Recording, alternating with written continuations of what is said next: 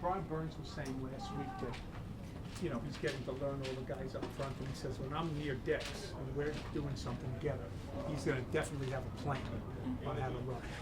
Is that in the early stages of all trying to figure, some of the guys you knew, but he's a new guy?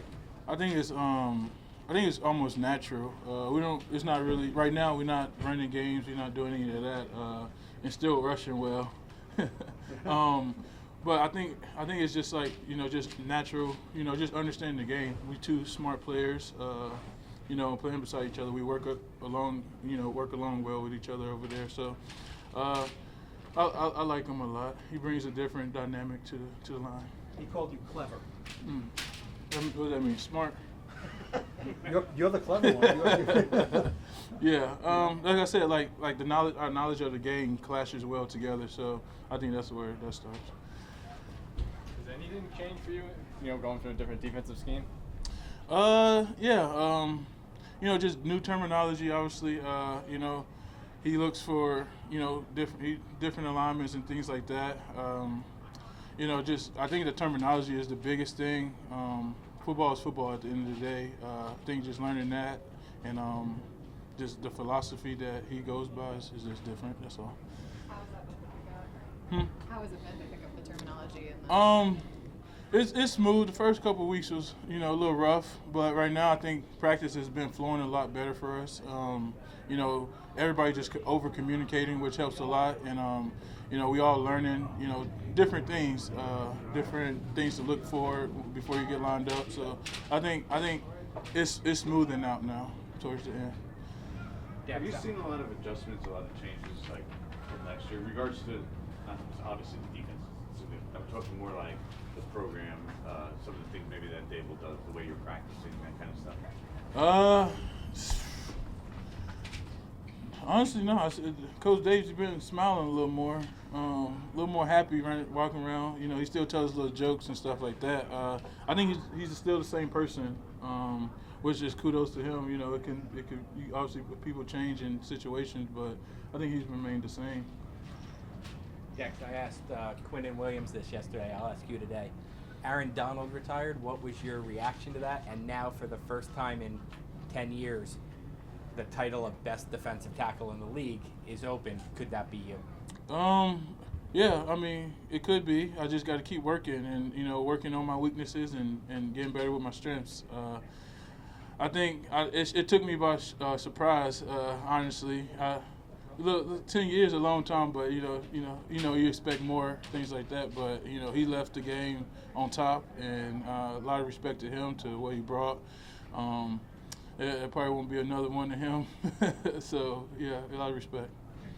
You touched on how you still trying to find ways to grow your game. Is that the difference you find as a pro from being a good player or a great player? Honestly, it's Coach Dre kind of shifted my mindset a little bit. Just to work on things that I wasn't good at. Because that's how that's the next step into being better. So kudos to him, obviously, to help me think about things that I wasn't necessarily.